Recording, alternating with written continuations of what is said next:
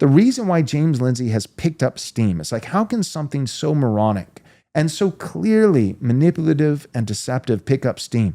Well, here's the very simple answer. Because the vast majority of white people in America are incredibly wonderful people. That's why. Yep. That's why it's been successful. That's why this whole woke right campaign, that is a deceitful, manipulative campaign, the reason why it's picked up any momentum at all is because white people in America are great. This is how... They're not racist. They don't want to, they just want to be kind, and they just want to think that my fellow Americans, and if you did this with anybody else, you would not, nobody would be hopping on your bandwagon. Nobody would be joining your campaign. They're only joining your campaign, not because you persuaded them, not because you can even define the thing that you're talking about. They've jumped on your campaign because you're playing off of their goodwill. That's how Neo-Marxism got sway in America.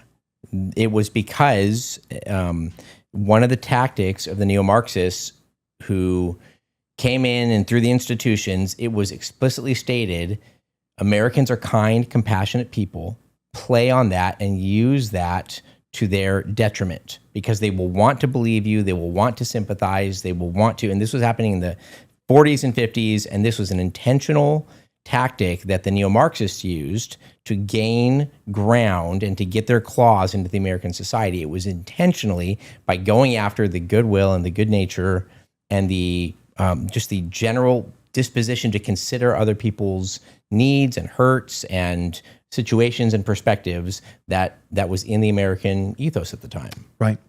Yeah. America has long been an incredibly altruistic country. Yep.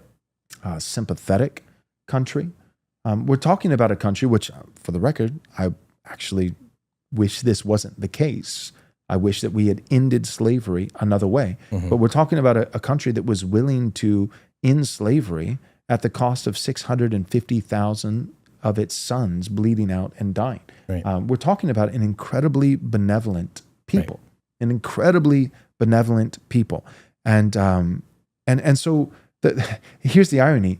Woke right catches on and has experienced some success, some momentum for the very same, not another reason, but precisely the same reason that wokeness on the left, the original wokeness, the only wokeness that really exists, for the same reason that wokeness was successful in the first place back in 2020 and 2021 and 2022.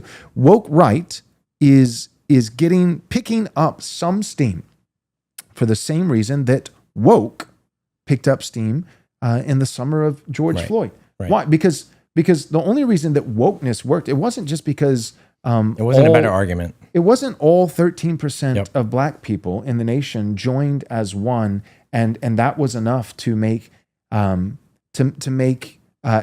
single Netflix original and every TV show and every Fortune 500 company and actual judicial rulings and elections. And it's not that 13% of the black population was so united that they were able to exert their total will against the other 87% of Americans. Why was wokeness, not woke right, but wokeness, why was it successful in the first place? Because a ton of white people hopped on board. And why did they hop on board? Because a ton of white people are really kind people. Right. And just the thought that someone besides themselves might be mistreated or getting the short end of the stick, they hated that. Right. They're like, oh no, I don't like that. I don't like that at all. I want everybody to be treated fairly and I want everyone to have a chance. And I'm even willing to give up some of my opportunities and some of my blessings in order to make sure that somebody who maybe might be less fortunate so that they can have those blessings as well. That's your typical white person in America. Yep. It is. So wokeness was successful because 13% of black people just manhandle the other 87% of the country? No, because a ton of white people still, not by much, but the majority of the United States hopped on board because they're sympathetic people. And woke right likewise, is picking up some momentum and having some success because of the same reason. Because a lot of white people are saying, "Oh yeah, we don't want to be extra privileged, and we don't want to play the victim." So the same people who were like, "Yeah, if there's any victim in our country, we want to help them out," are also the very same people to say, "Unless we're the victim, we don't want any kind of special treatment.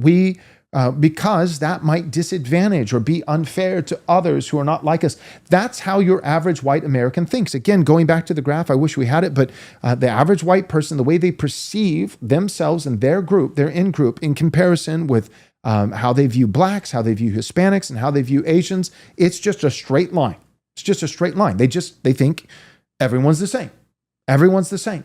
That is not how the average black person, again, there are exceptions, but in general, that's not how the average black person thinks. That's not how the average Hispanic thinks, and that's not how the average Asian thinks.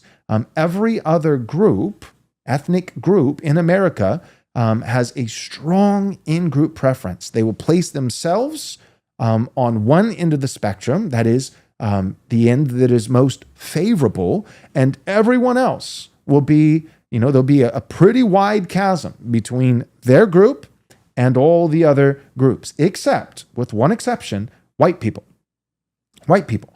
And so that's for the same reason that I hated OG wokeness, again, the only wokeness that actually exists, is the same reason that I hate this new fake woke right, because the only reason either of them have picked up any momentum or steam at all is because they both prey, P-R-E-Y, on white people and take advantage of the goodwill of some of the most altruistic, sympathetic, kind, good-hearted people in the entire country.